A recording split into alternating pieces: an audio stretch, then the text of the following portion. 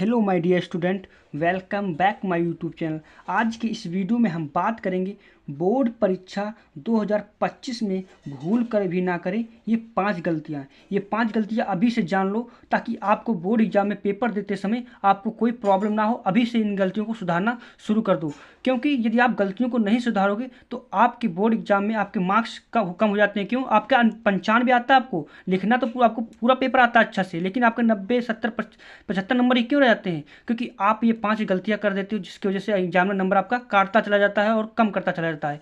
तो इस वीडियो को अंत तक जरूर देखें और एक जरूर देखें। तो देखिए यहाँ पर बोर्ड परीक्षा 2025 में भूल कर भी ना करें ये 5 गलतियां।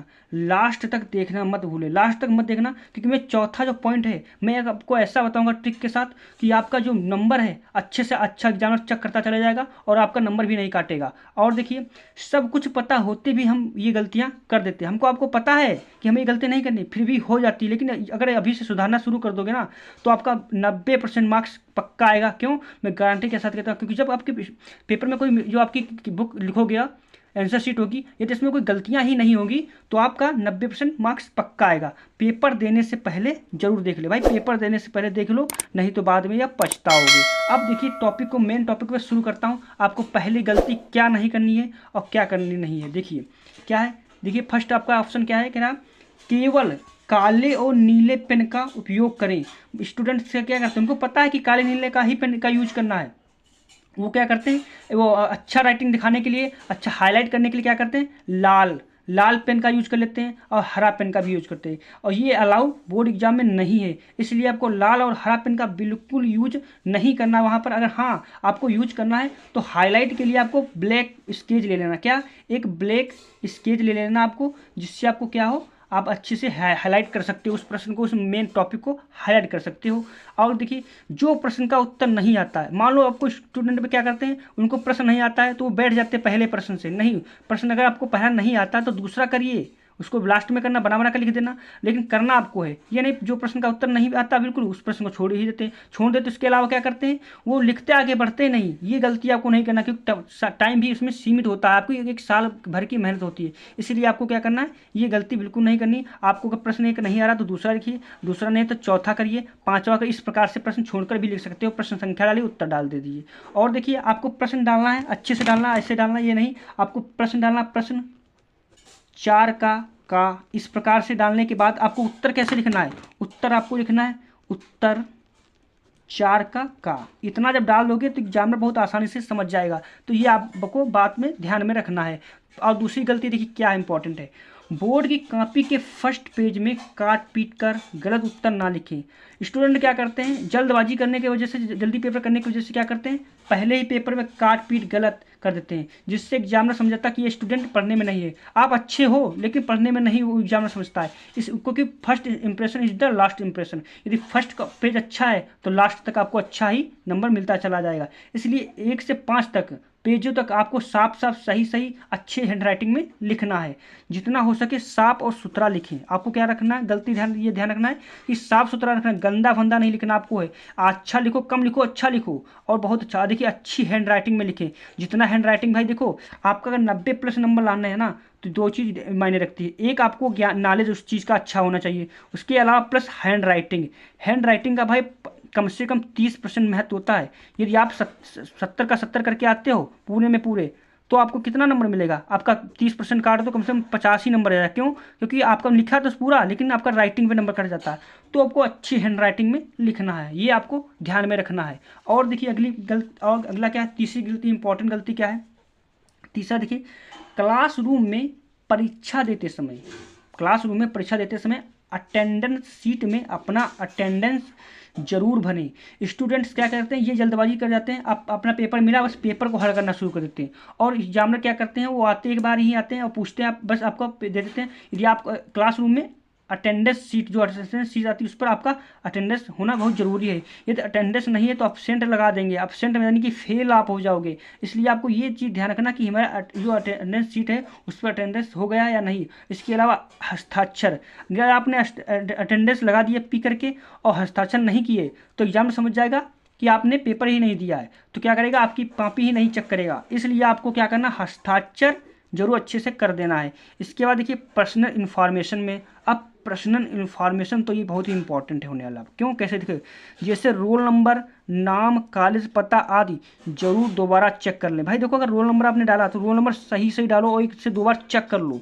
अगर आपने एक अच्छा भी मिस्टेक कर देना तो आपका पूरा साल बर्बाद हो जाएगा।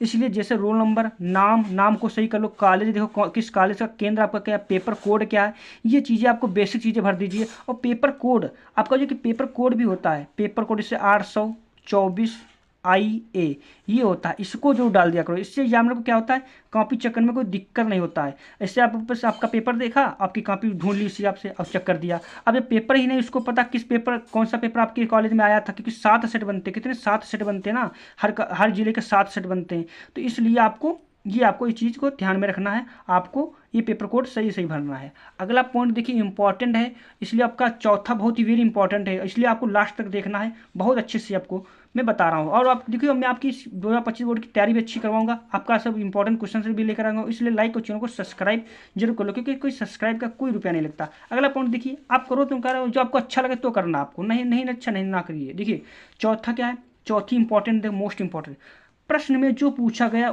जाए उसी का उत्तर लिखें। स्टूडेंट क्या करते हैं, ज़्यादा नंबर लाने के चक्कर में क्या करते हो, कम ही पाते। क्यों पाते?